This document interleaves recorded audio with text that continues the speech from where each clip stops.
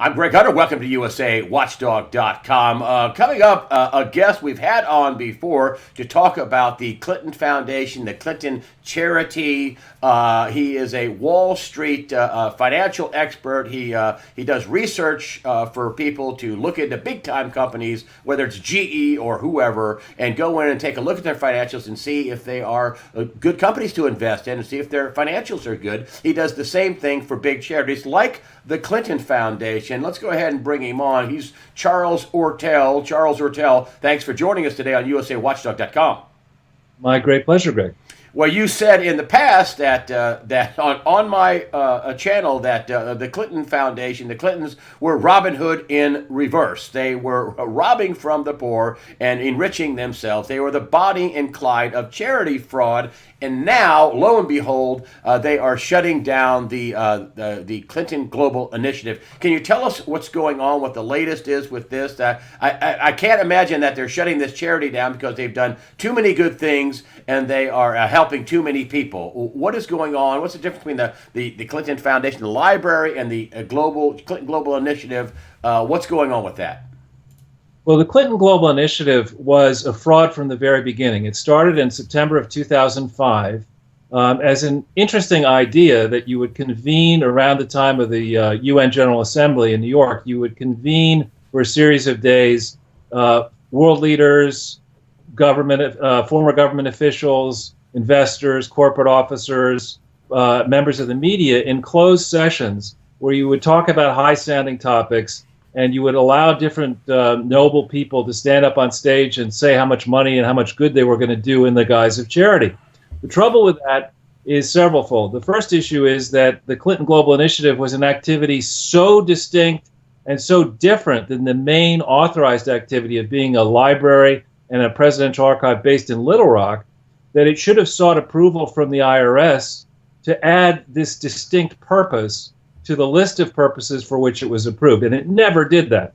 Convening meetings, spending, I think in the first year they spent $8 million on a party over the course of 2 years. That is, of course, 2 days, or 4 days, that is not a charity. You know, you have an expensive meal catered at an expensive setting where who knows what is actually done, where you're charging high amounts like $20,000 or so for many people to come inside this closed meeting that's not open to the public. Why is that a charity? The most comparable thing to that I know of is called Renaissance Weekend. That's something based, I think, in South Carolina, which the Clintons were involved with over many years. I checked. That Renaissance Weekend is not a charity. It never tried to be a charity, and nor was this Clinton Global Initiative. So from the very beginning, they kind of modeled themselves on Davos, the World Economic Forum. They held these meetings. They held one in 2005. They gave a tremendous publicity. They involved numerous mainstream journalists, some of whom paid money to attend. And they did this repeatedly until 2009, when somebody told them, hang on, if you want to do this thing, you better register. You better actually be a charity. And they tried to fix the problem, but they couldn't. So what did they do? September 4th, 2009, they created a new similar sounding entity called Clinton Global Initiative, Inc., and they registered that in Arkansas as a corporation, but they didn't apply as a federal charity until the following year. They invited a lot of big people to the September 2009 meeting, including, I think, Barack Obama, who was president, who spoke at this thing. And then they continued it, and then they decided in 2013 or thereabouts, early in 2013, that they better merge this thing back into the parent.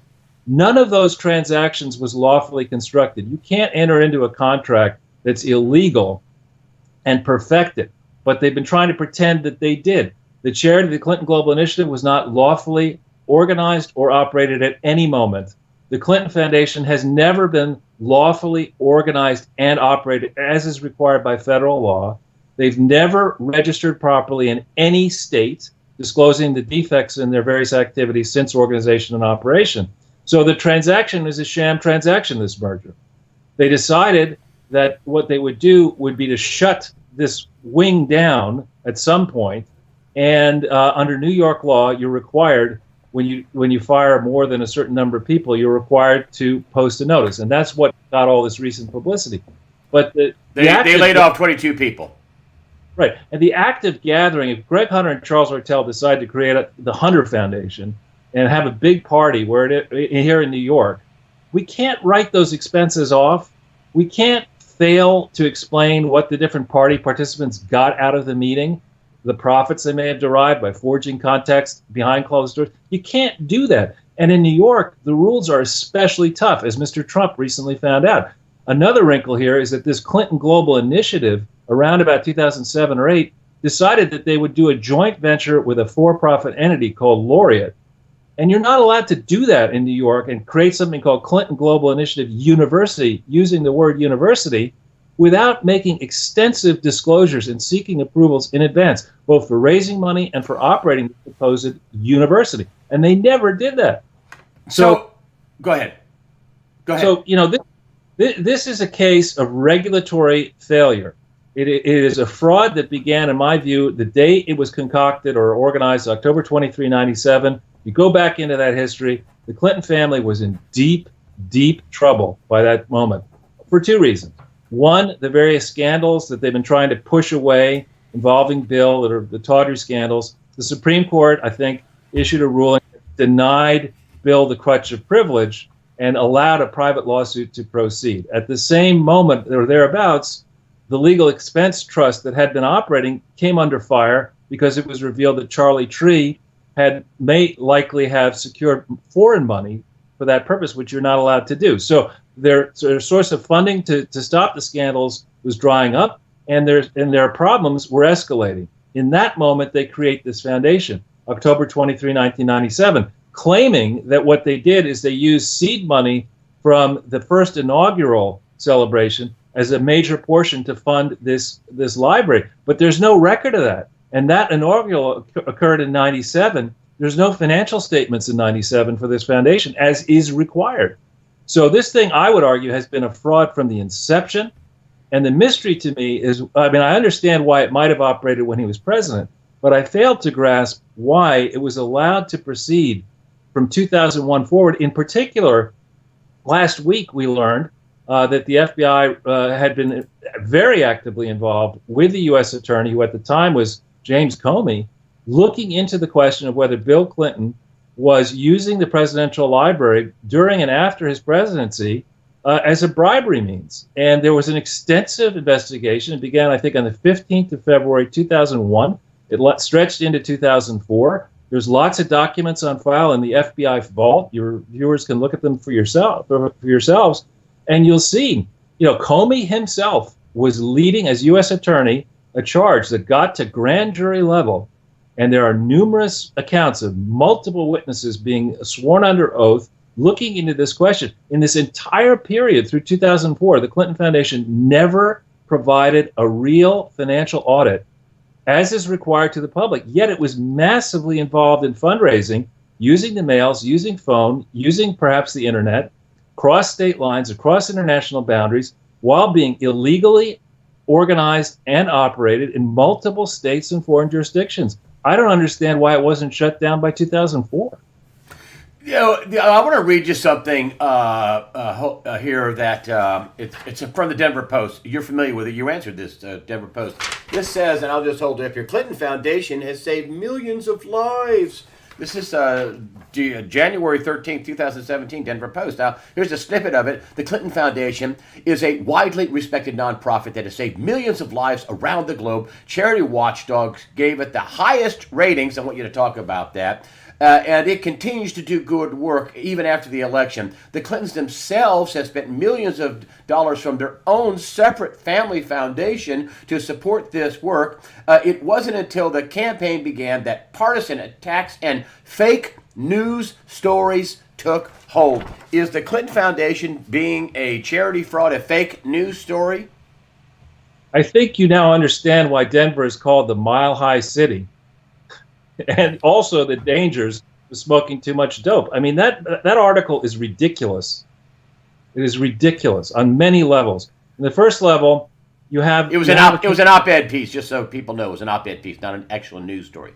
Go ahead. Let me recount the numbers of ways in which that is bogus. In the first instance, there is no causal link between the drop in the price of HIV/AIDS medicine and the Clinton Foundation. There's none whatsoever. The process of getting the price of HIV/AIDS drugs down began while Bill Clinton was president, and in a moment when the Clinton administration opposed that approach, opposed the use of generic drugs. In my view, possibly the original position of the Clinton Foundation, that is to oppose substituting branded drugs with generic drugs, probably was a good idea. And I say probably because in the period from 2001 to 2004, when Bill Clinton and Ira Magaziner illegally held themselves out as being connected to the Clinton Foundation, when neither was an officer or a director or employee or even an agent of the Clinton Foundation, as far as we could tell from available public evidence, they began an effort which they characterized as an effort to bring the price of HIV/AIDS medicine down. But in reality, what they were doing, I think, was serving as a business development agent for Indian and other crooked generic drug manufacturers to try to tap into the aid flows that rich countries like the United States decided to send around the world to help people with HIV/AIDS. This effort was never properly organized. It was never controlled from a U.S. base as is required. There are no records that have ever been audited concerning this activity. There's no evidence that the Clinton Foundation ever got approval from the IRS on the basis of a complete truth application to perform this service. And of the evidence that's out there, there's no way that enough money would have been spent by the Clinton Foundation to help. The upper estimate is I think Hillary said 15 million people. There's the cost of providing HIV/AIDS medicine for free to 9 or 14 million people is a gigantic sum that does not appear in the Clinton Foundation financials. Indeed, there's no granularity of any kind concerning, what they actually may have spent money on as concerns pharmaceuticals, neither by type of medicine, and all types there are many different types. Some are extremely harmful. There's no evidence of the units that were sent, the prices that were sent. And I should add that the courts have held that distributing drugs at a discount is not necessarily a charitable activity. So, for this, frankly, I'm sorry to be so strong in this, but for this idiot to write that opinion piece suggests only that the person knows nothing about charity. On the subject of Charity Watch, you always have to check. One of the oldest questions in history is who regulates the regulator. Take a look at Charity Watch. It is a minuscule operation. It does not have the resources to actually examine a charity of this type. This is an enormously complex charity that operates subject to laws around the world that this Charity Watch evidently knows nothing about. This Charity Watch knows nothing about the difference between a report and a real audit. This Charity Watch has never considered... So the high ratings are bogus. Yeah, it's just like the debt. I got involved calling these types of things out when I was examining a very complicated company called General Electric. And what I learned then, back in 2006, 7, and 8, was that the regulatory scheme that we have in the U.S. and around the world is not up to the task of regulating these complex multinational companies and charities. They just don't have the resources, manpower, and understanding to know about all these laws. I had the luxury of free time, and I decided this was an important issue, the Clinton Foundation, and I decided I wanted to really learn how charities work. So I spent 2 years on this. So let's fast forward to today. I don't mean to cut you off, but I want to get to the day. To me, when I heard this thing was being shut down after I was on Before I Found You saying I think she took treasonous bribes to private servers to cover the fact she was committing treason by taking money from foreign countries in the form of donations. That's what I think. Obviously, that's what you think, too. Why this move to shut this down? When she was running for president before the election, she was not going to shut this down. She was going to monetize the White House. And she was going to, my daughter's going to do it. I'm going to step away, but we're going to keep it running. As soon as she loses the election, boom! Countries like Australia quit giving money. Donations start drying up. Doesn't this make your point that it was a global charity fraud in the billions of dollars? Why do you think that there's this move to shut this thing down just like that right after the election? Well, I think what happened here is that the Clintons were caught, flat-footed. If you think back into their history, I don't believe they necessarily expected to win in 1992, right? And similarly here, I don't think they expected to lose in 2016. Suddenly, with the loss and with the reality that Donald Trump is his own person, he's not beholden to anybody. And he had recently sucked it up and paid a $25 million settlement in connection with a far more trivial set of issues involving Trump University and that supposed charity. So he understands this area, and his family understands this area. And I fear what happened here is that this fraud began, and as I say in the very beginning, when it wasn't caught. It was like cancer. The tumors got bigger and bigger and bigger, and it spread from Arkansas to every state. Then it spread around the world. It touches, I think, and fear, the Bush wing of the Republican Party and others. It certainly touched perhaps the Obama wing of the Democratic Party. It began to touch different countries around the world who watched what Bill was doing. After all, he was basically bankrupt, the Clintons were, as they walked out the front door, stealing as much furniture, it turns out, as they could get away with. The people around the world who are in a similar position saw how Bill used, and Hillary, frankly, and Chelsea, used their marquee name and their celebrity to garner riches. And other government leaders, I think, started to emulate him, whether it's possibly Tony Blair or the Norwegian leader, the Australian leader, etc. And so this became an unholy mess, and it still is. As I say, it's Tammany Hall on steroids. It operates here from New York. It is a global set of charity frauds. I think the UN, various parts of it, the World Health Organization, UNITAID, the Global Fund, Gavi, a whole bunch of these multilateral, UNICEF, UNAIDS, a whole bunch of these things operate from Geneva, where there are no effective controls at the top of it. There are no real granular, tough audits done on any of this spending. And it goes into countries where, bribery is the national sport. So what else would you expect? You were creating this massive global swamp. And, when I realized what I thought we had here, first of all, I realized that in no way did it make sense to let the Clintons anywhere back near the White House. So I thought that by exposing this, it would help educate the public, and perhaps it did. Now with Trump in, what we have to do is we have to make civilization great again around the world, not just America. We've got to, if we were going to have multilateral organizations, they have to be answerable to the people somehow. And one way to do that is to get into this swamp, figure out how much money has been diverted and stolen around the world and who did it, and get the money back. Now, the useful thing here, in the way our U.S. charities laws work, for those governments, foreign government leaders who are listening to your broadcast, under U.S. law, what you can do is you can go against the private foundation donors to the Clinton Foundation and ask them to get the money back, and demand them to get the money back. Private foundations are not allowed to give money, like the Gates Foundation, which has given close to $150 million to this mess, just the Clinton piece of it, and much more to the UN organizations. You're not allowed to give money and say it was to a charity when the charity was not legally organized and operated. And there's strict penalties against, normally, foundations that do that. And there are a laundry list that is very lengthy here.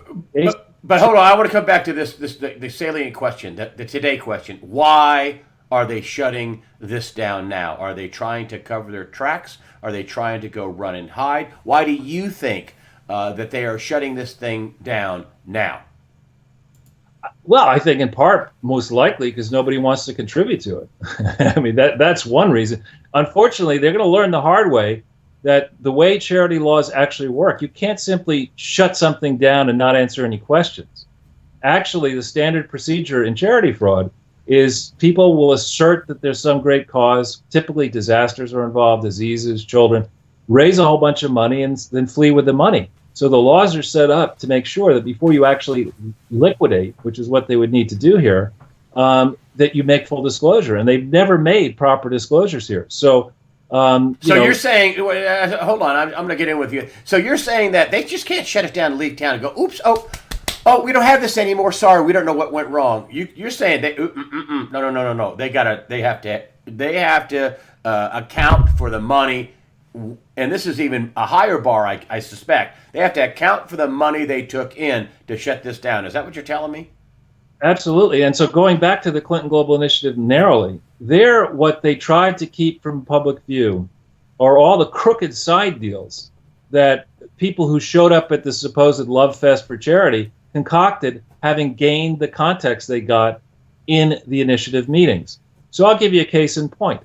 After, I think it was last year, after, a lot of criticism, I believe it was Chelsea who in a meeting stood up and said, "Oh, you don't understand, we're doing all kinds of great work in the Clinton Global Initiative." And she cited one example, which is a crazy company called Urdu. I think it's Ouredoo, which, back in the peak bubble moments, if you had an idea that with global appeal, you give it a crazy name, and you take it public, and boom, everybody makes money. What was Urdu? Urdu was Qatar Telecommunications Corporation, controlled or heavily influenced by the diabolical Al Thani family of Qatar. And they were based basically just in Qatar. Public offering of a Qatari telecommunications company is of little interest to anybody. But what they wanted to do was to give it sex appeal. So they worked with the Clinton Foundation. They had the Clinton Foundation go to Burma and Indonesia and, in theory, interview rural women in those countries about what cell phone features they might want to get if service were offered in rural areas. And with that, they were able to secure the mobile licenses to operate in Indonesia and Burma. Suddenly, Qatar Telecommunications Company becomes more interesting, and it goes public. There are multiple deals like that concocted out of the Clinton Global Initiative, and every single one of them is what's called illegal private gain. You're not allowed to operate a charity to create more than collective private gain that is, in quotes, insubstantial. And that has been held to be less than $1,000 collectively for the group. And you look across the spread of Dennis O'Brien's various Digicel projects around the world and numerous other billionaires who say they've given money through the Clinton Global Initiative, but there's no records of it.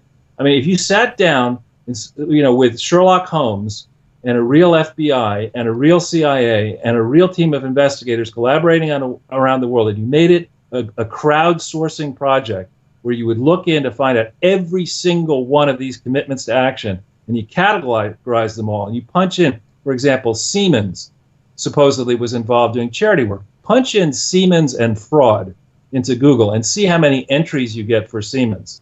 And then punch in a whole bunch of these other names that supposedly were involved with the Clinton Global Initiative with the word fraud. And it's hysterically funny and sad what comes up. The number of fraudsters who have associated themselves with the Clinton Global Initiative is immense. So, of course, they're trying to cover their tracks. But what they don't seem to understand is that with charity fraud, the burden falls on the targeted charity to prove that it was lawful. It's not the government's responsibility to go in and find the fault.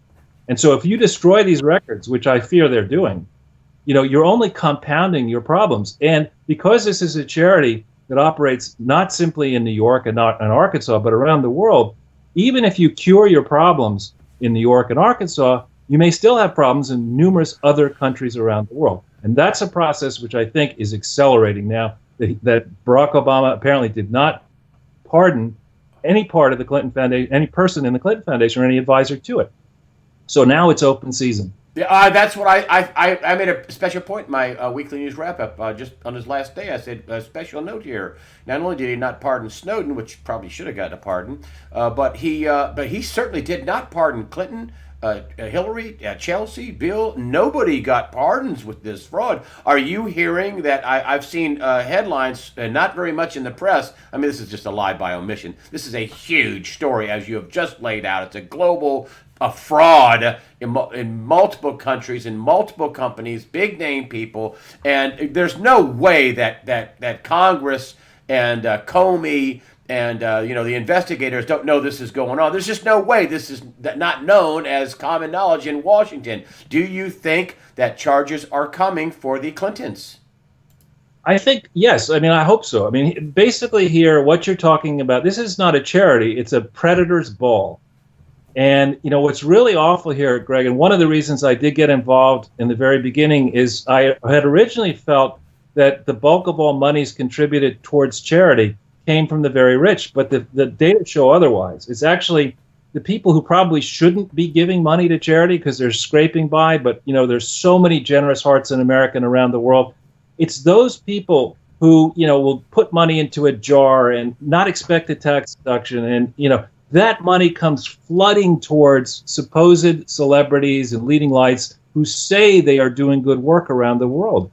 And, this is just a textbook case of a charity run amok. And it's not one time only. I mean, this is a serial predatory fraud that rose. Believe it or not, the section of Little Rock where the library now is once was called, I'm told, Muddy Waters. This thing came out of the muddy waters of Little Rock, and it oozed around the country and spread across oceans around the world, corrupting, the system. And we need to understand why the regulators in Arkansas, in New York, around the world, in the IRS, why the regulators haven't done anything. Is it because, I fear, that people in both political parties in this country and in similar situations around the world are all implicated? If so, I think we're at a moment in world history, thanks to what happened with the Trump revolution so far and what's happening in numerous other countries around the world, where we're sick and tired of listening to supposed experts who don't disclose their two true conflicts. We're sick and tired of hearing, that everything's great when we know it's not great. And in this realm of charity, this must be a place, and I believe it is a place, because I'm speaking on right-leaning and left-leaning and independent and international media now. This is a subject where I hope we can all agree that people who perpetrate charity fraud are one step above pedophiles. I mean, it's a horrible thing to do, particularly diverting money from desperate people. The media has not covered this. I mean, I stuck my neck out and put you on, and I did as much research as I could on you. I have always believed you to be a real guy, that you're forthright, that what you're saying is true, and now it's kind of panned out that they're shutting this thing down. Just by their own actions, it's true. You've been on other media outlets like Fox, for example, and they haven't really hit this very hard. And one of the things you said was, well, they were afraid that Hillary Clinton would win. Is that part of the reason why that this has not come to light before the presidential election? That even people like Fox, who are pretty anti Clinton, that would break stories. Is that why this has not come to light? That people are afraid of retribution from the Clintons? Again, I would just be guessing, but I think we can see in Clinton history that when they held the reins of power, they did not tolerate opposition. And, the difference between a potential Hillary Clinton presidency and the actual Bill Clinton presidency is that when Bill was president, they were basically paupers.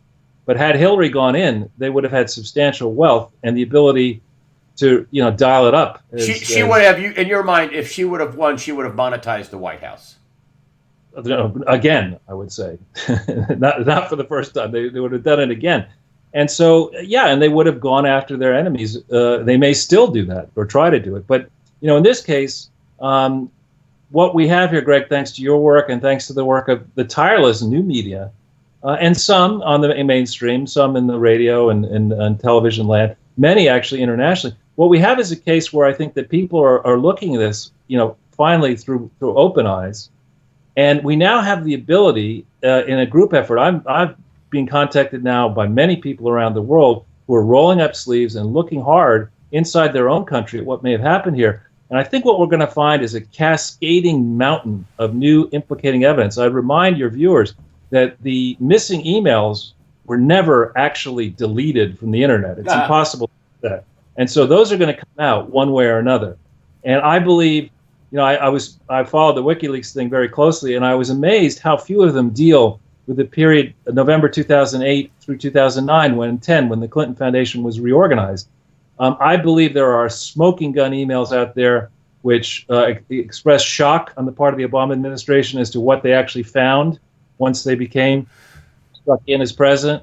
When they negotiated the memorandum of understanding that regulated this relation between the Clinton Foundation and Hillary as Secretary of State, Team Obama had no inside dope on the foundation, but afterwards they must have had inside knowledge, and they must have been able to see that this was a fraud. So he was conversing with her with his own private email address. I'm running out of time, but I want to get one last thought in here. I was surprised by this. President Trump said he was going to apparently keep James Comey, and I wonder if he's keeping him because he knows all about the Clinton Foundation, and he's going to give him a chance to a reprieve, so to speak. Do you think that's the reason why he's keeping Comey? Because he's going to turn him loose on the Clintons and say, you know all about this. What's going on? Bring a case. Do you think that's true or not? Again, I don't really know, but I would say that what I do know about the way the justice system is supposed to work. It's in theory, decisions like this are supposed to be made by career prosecutors, not political people. And if you are looking for a way to drain the swamp, what better way than to police these charities? I think they haven't really been policed. There are over 1 million of them, and there are a lot of big ones.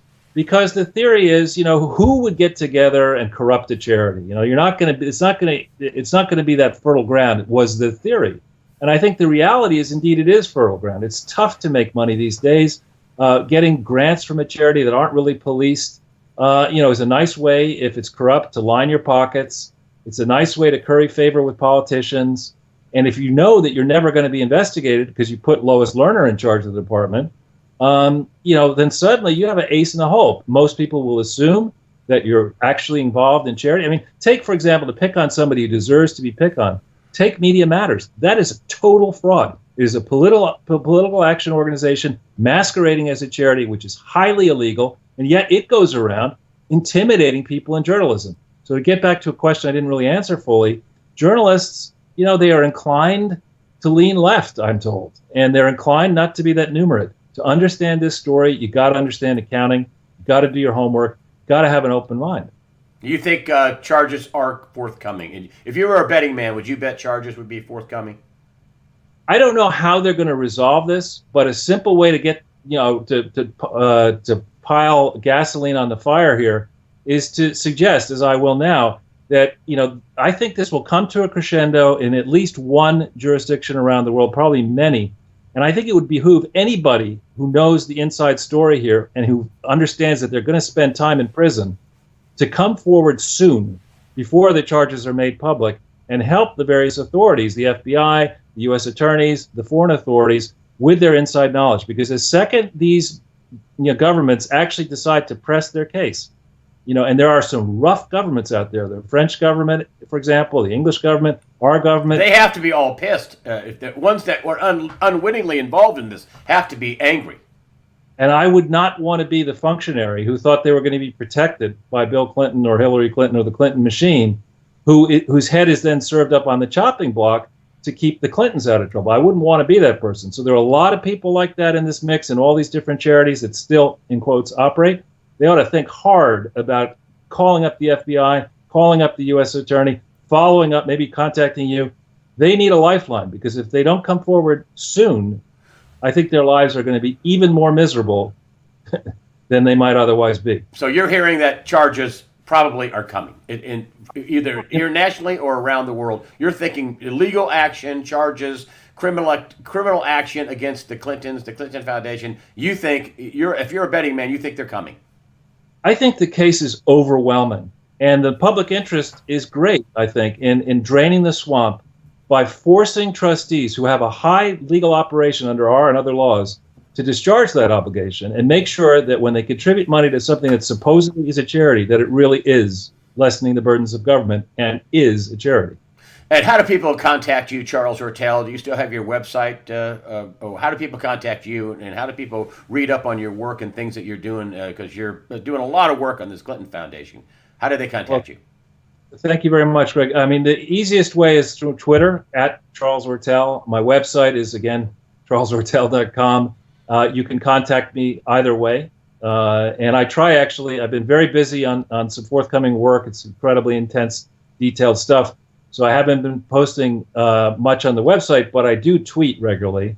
Okay. And I appreciate the chance to come on your show. I'll put the links up for charlesortel.com, and then you get your Twitter handle is what? Charles Ortel? @uppercase C Charles, uppercase O Ortel. Okay. 1 L. Charles Ortel, thank you for this fabulous update. The media is covering up a story that makes Watergate look like somebody stealing a penny off of your parents' dresser. I mean, it's unbelievable that the media is this reckless and lying, and they can't. It's so big. It has to be a lie by omission. Nobody is this stupid in the media. in my humble opinion, who worked at 5 TV stations and 2 networks as an investigative reporter, nobody can be that stupid to miss this story, in my humble opinion, as a journalist. Just can't be. It's a lie by omission. Thank you, Charles Ortel, for being on USAWatchdog.com, and thank you for sticking your neck out long before all the time we were told that Hillary Clinton was a shoo-in for the presidential campaign. You're a hero, my friend. You stuck your neck out and told the truth, and thank you for telling it here on USAWatchdog.com. My pleasure, Rick.